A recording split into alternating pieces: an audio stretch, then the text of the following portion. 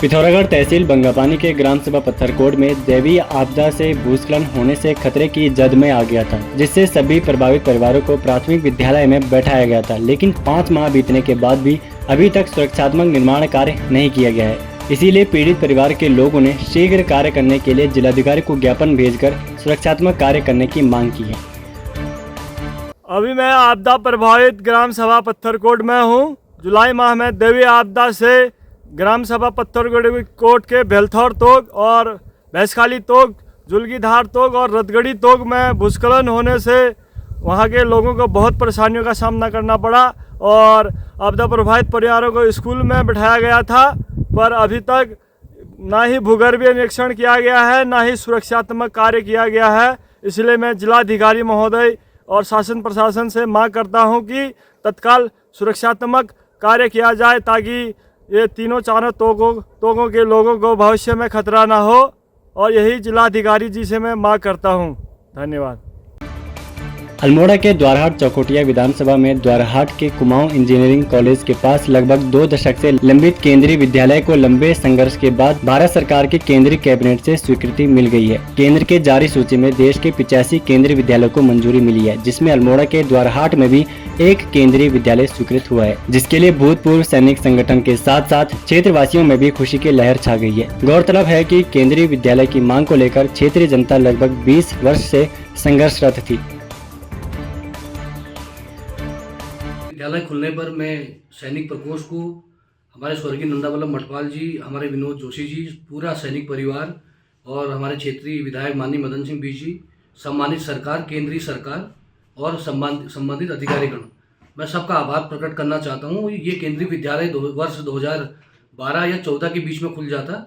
उस समय भारत सरकार के जो मानक थे 8 एकड़ भूमि पर केंद्रीय विद्यालय बनना था, और केंद्रीय विद्यालय के लिए जहाँ पर आज भूमि हमें मिली है, प्रस्तावित हुई है, मैं अपने भूमि अध्यापक परिवारों को भी धन्यवाद देना चाहता हूं, जहां पर केंद्रीय विद्यालय बनने जा रहा है। कुमाऊं इंजीनियरिंग कॉलेज में जो भूमि आज केंद्रीय विद्यालय को हस्तांतरित हुई है गवर्नर के माध्यम से, वो माननीय मदन सिंह बीजी के द्वारा वर्ष 2013-14 के लगभग में हुई थी। 2016 में मानक चेंज हुए, 8 एकड़ की जगह ग्रामीण अंचलों में 4.5 एकड़ पर केंद्रीय विद्यालय निर्माण की मानकों को संस्तुति मिली भारत सरकार द्वारा। तो हमारे सैनिक संगठन ने आवाज़ उठाई 2 दशक तक। माननीय मदन सिंह बीजी को हमने उस समय भी निवेदन किया, जब हमने भूमि चयन के लिए वहाँ पर प्रस्तावित करवाया इंजीनियरिंग कॉलेज के पास गौचर में, तो एक्सटेंशन लाइन वहाँ पर थी और एक चुनौती थी कि वो कैसे हटे। तो 5.5 लाख रुपए विधायक जी ने तत्काल विद्युत विभाग को जारी किए और उसी समय वो एक्सटेंशन लाइन भी हटी। उस समय हमारा प्रयास ये था, सैनिक संगठन का, सरकार कांग्रेस की थी, माननीय विधायक जी कांग्रेस के थे, हमारा प्रयास था कि हम जल्द से जल्द केंद्रीय विद्यालय खोलें। तो एक्सटेंशन लाइन भी हटी। और मैं ये मानता हूं कि उस दौर में 2016-17 के बीच में जब हमारी सरकार नहीं रही, विधायक जी नहीं रहे, उसके बाद तत्कालीन अधिकारियों ने और कुछ क्षेत्र के जो हमारे पूंजीपति विद्यालय के लोग हैं, मैं खाली किसी पर छीटाकशी नहीं करूंगा, उनके द्वारा भी इस विद्यालय को रोकने की कोशिश की गई। अपने द्वारहाट की जनता को, भूतपूर्व सैनिकों को भी धन्यवाद देना चाहता हूँ। हम जब 12 में पहली बार विधायक बने थे, तो हमारे पास एक प्रपोजल आया था कि यहाँ पे सेंट्रल स्कूल की स्थापना की जाए। उस समय एक जॉइंट डायरेक्टर्स के साथ हमारी मीटिंग भी रही और हमारे आवास पे भी वो आए, तो हमने उनको इस बात पे रखा। तो उन्होंने हमसे कहा कि भाई आपके यहाँ सेंट्रल स्कूल हम खोलने के लिए जा रहे हैं, क्योंकि आपके यहाँ कई संगठनों ने भी पहले लिख के दिया है। और द्वारहाट वाले लोग, मैं द्वारहाट वाले लोगों का बहुत धन्यवाद करता हूँ कि बड़े जागरूक लोग हैं, और खासकर एजुकेशन के मामले में पहली बार बहुत सालों के बाद कोई ना कोई हम द्वारहाट वालों को एक अच्छी सौगात मिली है। इसके लिए मैं सरकार को भी, ऐसा नहीं है, सरकार को भी धन्यवाद देना चाहता हूँ। वैसे ये सेंट्रल स्कूल आज नहीं 14 के अंदर ही खुल जाता, लेकिन उसमें कई खामियां थी कि उस समय 8 एकड़ जमीन का वो था, इतनी जमीन हमारे पास उपलब्ध नहीं थी। तो हमने इंजीनियरिंग कॉलेज से वो करा के हमने जमीन का भी बंदोबस्त करके, जहाँ पे पहले एक स्कूल चला करता था, उसमें फिर बाद में 2016 के अंदर भारत सरकार ने मानक को चेंज करते हुए 4 एकड़ जमीन अधिक करके सेंट्रल स्कूल खोलने की स्थापना की। दूर आए, दुरुस्त आए, लेकिन मेरे द्वारहाट के बच्चों के लिए, एक अच्छे भविष्य के लिए एक सेंट्रल स्कूल की स्थापना यहाँ पे हो रही है। उसके लिए मैं तहे दिल से सबको, अपने क्षेत्रवासियों को भी धन्यवाद देता हूं और अपने बच्चों को कि एक सस्ते उसमें उनको एजुकेशन मिलेगी और मेरे बच्चे आगे बढ़ेंगे और हमारे दुराट का नाम कमाएंगे। इसी के साथ में तहे दिल से सभी संगठन वासियों को, सभी संगठन के लोगों को मैं धन्यवाद भी देना चाहता हूँ, सरकार को भी धन्यवाद देना चाहता हूँ। पहाड़ों की रानी मसूरी में माल रोड को व्यवस्थित किया जाने को लेकर जिला प्रशासन विभिन्न योजनाओं के तहत काम कर रही है, जिसको लेकर प्रशासन माल रोड पर 4 गोल्फ कार्ट का संचालन शुरू करने जा रही है। नगर पालिका मसूरी ने टेंडर की कार्रवाई भी शुरू कर दी है। वहीं मसूरी के 121 साइकिल रिक्शा चालक मसूरी में गोल्फ कार्ट का संचालन किए जाने को लेकर विरोध शुरू कर दिया है। साइकिल रिक्शा संचालकों ने मसूरी भाजपा के नेता रजत अग्रवाल का घेराव करके मसूरी में गोल्फ कार्ट के संचालन को तत्काल प्रभाव से रोकने की मांग की। उन्होंने कहा कि वह किसी भी हाल में मसूरी में गोल्फ कार्ट का संचालन नहीं होने देंगे। उन्होंने कहा कि कोई भी व्यक्ति गोल्फ कार्ट के आगे साइकिल रिक्शा में चलना पसंद नहीं करेगा। वहीं golf cart Mussoorie picture palace से गांधी चौक और गांधी चौक से पिक्चर पैलेस तक संचालित की जाएगी, जबकि साइकिल रिक्शा गांधी चौक से झूलाघर तक ही संचालित किए जाते हैं। गोल्फ कार्ट की जो हम सर्विस शुरू कर रहे हैं, ये हम यहाँ पे फर्स्ट टाइम शुरू कर रहे हैं और शुरुआत के स्तर पे ये 4 गोल्फ कार्ट्स यहाँ पे आई हैं, जो कि हमारी लाइब्रेरी चौक से पिक्चर पैलेस तक चलेंगी और ये इस बार के कार्निवल में देखने को भी मिलेगा। रिक्शा चालक का भी कहना है कि अगर गोल्फ कार्ट चलती है तो उनके व्यवसाय प्रभावित होगा। देखिए, ये तो एक मार्केट ड्रिवन स्ट्रैटेजी है हमारी और सभी पार्टिसिपेट कर सकते हैं। लोगों को जिनको गोल्फ कार्ट से जाना है वो गोल्फ कार्ट यूज़ करें, जिनको रिक्शे से जाना है रिक्शे से यूज़ करें। और यहाँ पर हमें भी पता है कि टूरिस्ट इतनी भारी मात्रा में आते हैं, तो मुझे नहीं लगता कि उनका रोज़गार कहीं से प्रभावित होगा, बल्कि एक और अच्छी अपॉर्चुनिटी मिलेगी, लोगों को एक और अट्रैक्शन मिलेगा, तो यहाँ पर कहीं ना कहीं फुटफॉल बढ़ेगा भी और मसूरी का नाम भी अच्छा होगा। दोहराऊंगा कि जब नगर पालिका में लोकल सरकार के रूप में प्रशासक की नियुक्ति होती है, प्रशासक बैठते हैं, प्रशासन के हाथ नगर पालिका की भागदौड़ होती है, तो निश्चित तौर पर प्रशासक अपने नियम कानून लागू करता है, प्रशासन अपने रूप में चलता है, जिसका खमियाजा मसूरी की आम जनता को, उत्तराखंड की जनता को भोगना पड़ता है।